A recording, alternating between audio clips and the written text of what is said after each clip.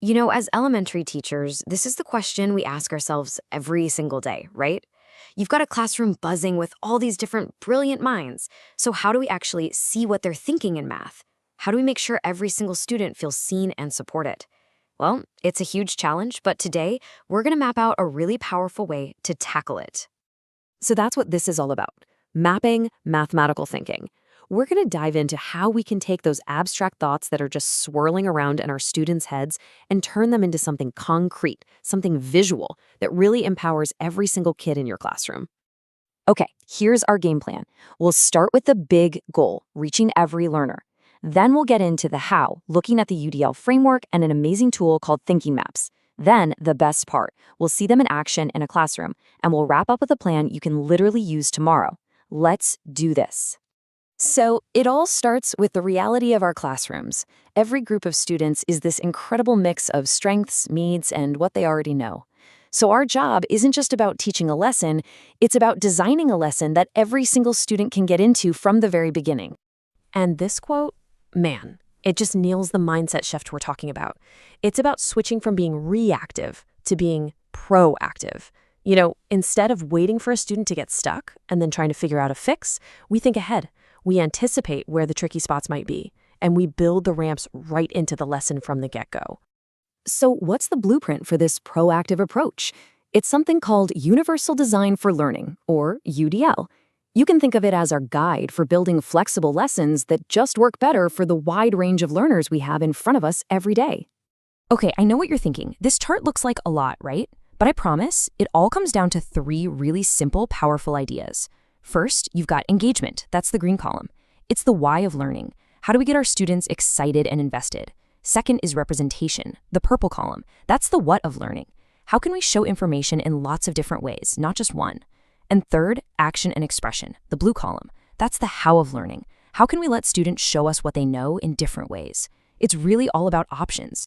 So, if UDL is our big picture framework, what's a practical, on-the-ground tool we can use to make it happen? Well, that's where thinking maps come in. They are basically a visual language for thinking, which, as you can imagine, makes them a perfect match for a UDL-inspired math class. Now, there are 8 different thinking maps, and you can see here, each one is designed for a specific kind of thinking. But for what we do in elementary math, there are 3 that are absolute game changers. We're going to focus on the circle map for brainstorming, the flow map for showing steps, and the brace map for looking at parts and wholes. And here is the absolute magic of this.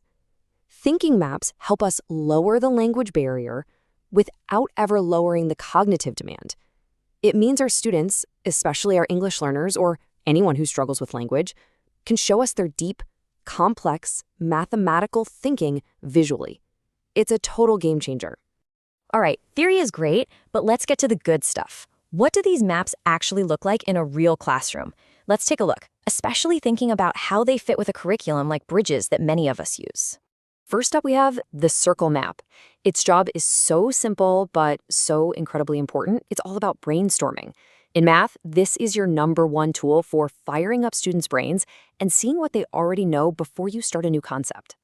So, picture this. You're getting ready to start that 3rd grade Bridges unit on multiplication. Before you even touch the curriculum, you draw a big circle on the board and write array in the middle. Then, you just open it up.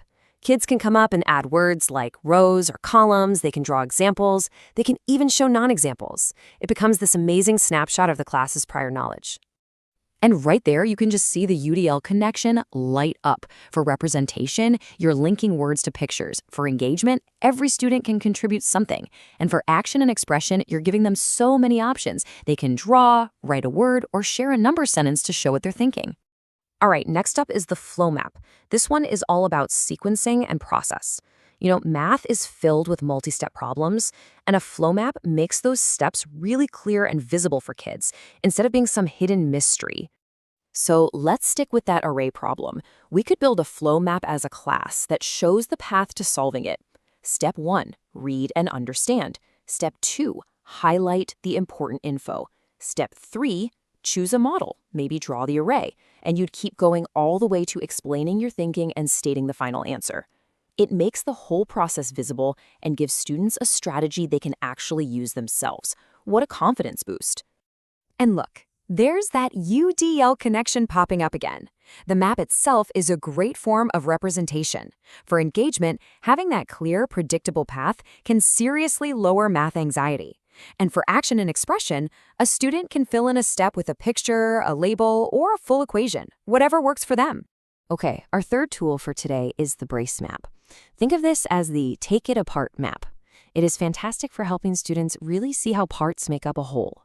It's all about decomposing numbers and ideas to see how they're built. Let's make that real. A brace map can show us how the number 12 is put together. So on the left side, we'd write our whole, maybe 12 apples. Then the brace opens up to the right to show all the parts. In this case, we could show it as 4 parts, with each part being a basket of 3 apples. Kids can literally see how those 4 groups of 3 come together to make the whole of 12. And let's connect it back to UDL one last time. This map is an incredible form of representation because it makes an abstract idea like decomposition totally concrete. It's engaging because it clears up how numbers work, and it gives kids flexible ways for action and expression. They can draw, they can label, they can use manipulatives to build their map. So we've talked about the why, the what, and the how, but now comes the most important part, putting this into practice. So let's shift gears and think about how you can start designing with these tools for your very next lesson. And it doesn't have to be complicated. You can try this with a super simple 4-step process. First, just pull up the bridges unit you're working on right now. Second, ask yourself, which of these maps, circle, flow, or brace, would fit really well with an upcoming lesson? Third, think about how you'll use it. Will it be a warm-up, partner work? And finally, just take a minute to think through your plan. Maybe even share it with a teammate. And as you're doing that planning, I want you to hold on to this one big idea. Every time we use a tool like a thinking map, we're helping our students build connections. Connections between words and pictures, between steps in a process, between parts in a whole. And honestly, those connections, that's where the deep, sticky learning really happens. So I'll leave you with this one final question to think about. When you picture your students and your next math lesson, what is just one barrier? Maybe it's a language barrier, maybe it's a procedural one, that you can remove for a student tomorrow by using one of these maps. Because sometimes that one small, proactive design choice can make all the difference in the world.